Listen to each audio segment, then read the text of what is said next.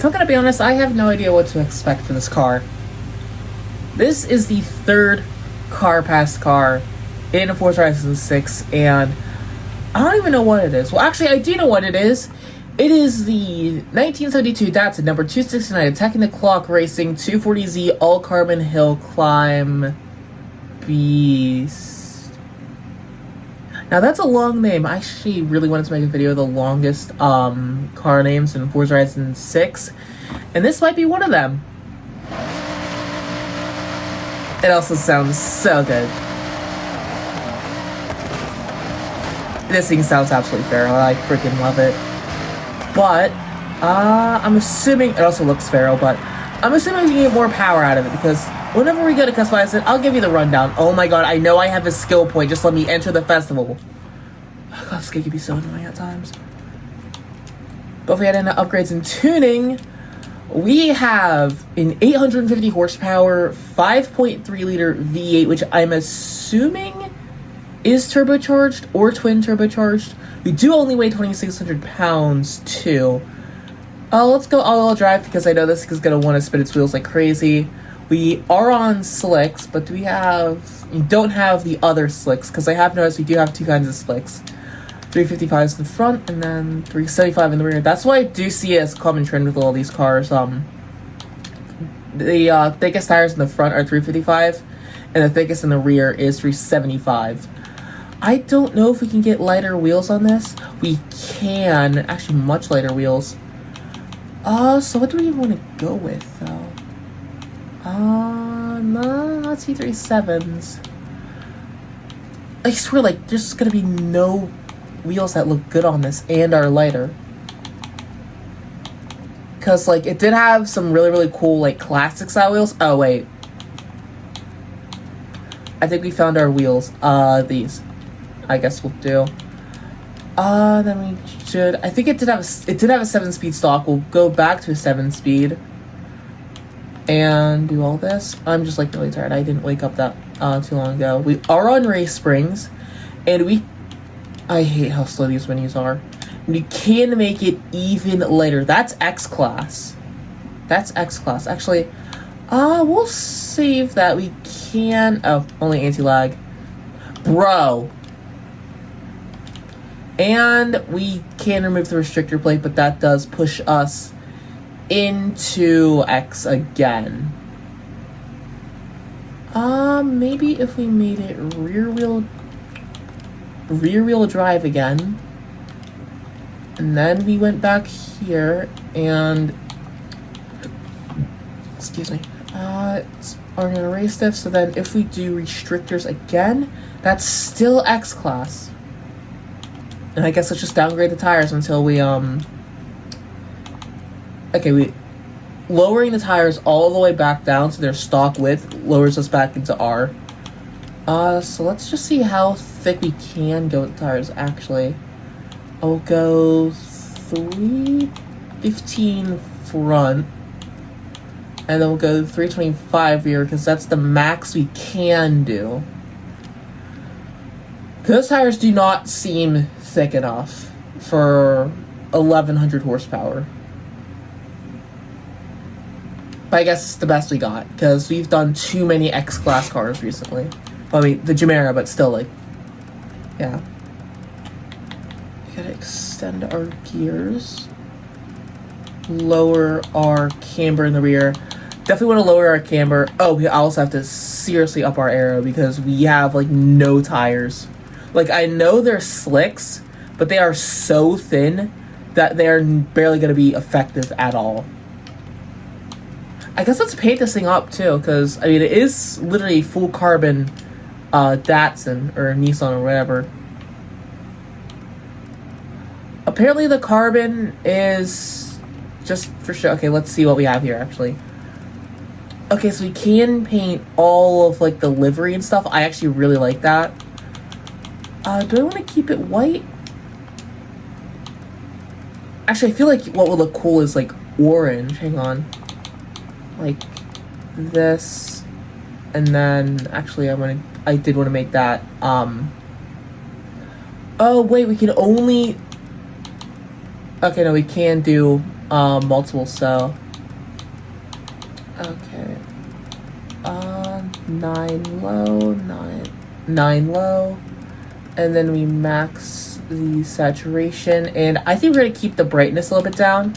And body 3 is the roll cage. Okay. That's something I did not see coming. So go carbon fiber on that. It's just kind of a shame we can't paint like all the other like carbon fiber pieces, but at the same time I guess that makes sense. I'll go with orange here. Mirrors can't paint. Wing can't paint. Wheels, I have an idea for the wheels because we actually maybe if you just paint them white, that actually looks pretty damn good. We're gonna keep that. Alright. But I do want to see if we go to the livery editor, is it gonna keep the carbon parts or oh, not all of them, but that's okay. That's actually really, really weird. And I know that whenever I leave, it's gonna put all the back. You know what? I'm gonna do a little something different. Just hold on, please. I mean, what other livery were you actually expecting? Like seriously, every single time there's a race car, I'm gonna make an SSAS livery for it. But I want to see. Oh, wait, we can't split it. Oh, we can take off this back panel, though. I mean, not like you can see anything with a giant rear wing, but I guess you can see the fuel cell. But I guess let's actually see if there is a V8 in this. Is this gonna take off the hood, or... Yeah, actually, just the hood. Oh, yeah, it looks like a V8 to me. I wonder if that's an LS, or... You know, one thing I was actually thinking of... If... I had a Chevy Camaro, I would probably 1UZ swap it. Like Lexus 1UZ swap it because it'd be more reliable and it would still be a V8. I feel like that'd actually like a perfect mix, but let's see what we have with no tires and a lot of downforce on a time attack. That's kind of why I brought this in the Legend Island.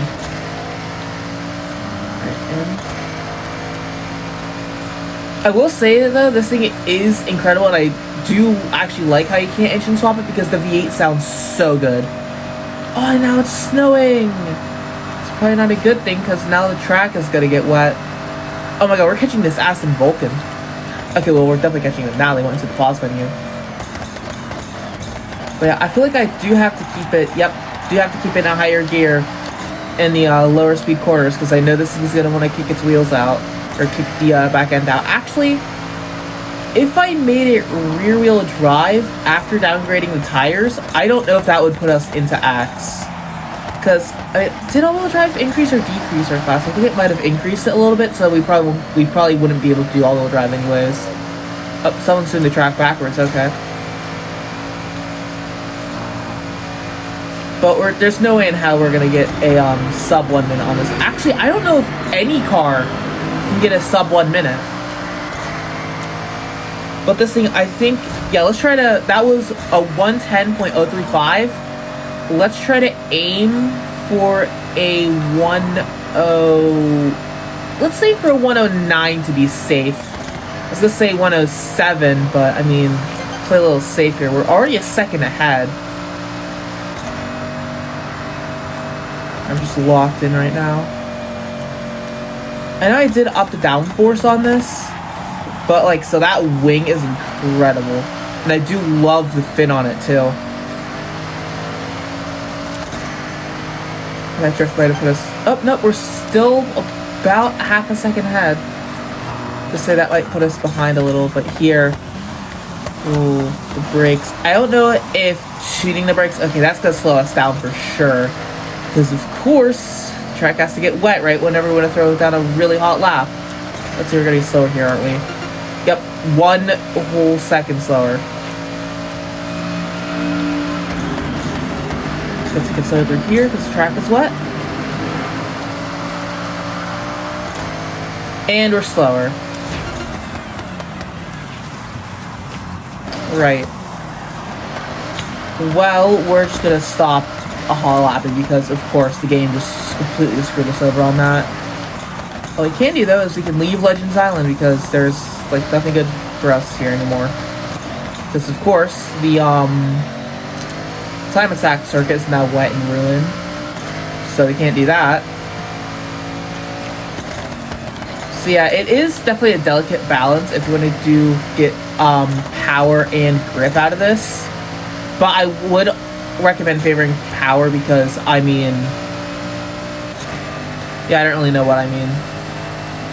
But I feel like there would be a bigger difference between getting better, like more power compared to stock than getting more grip. So getting more power would be far more effective. Actually, would this thing make a sick drift car? Yo, wait, this thing would actually make a pretty sick drift car. I mean, I'm kind of getting ideas. I also just realized the rear toe strap is animated. I just realized they animated the rear toe strap.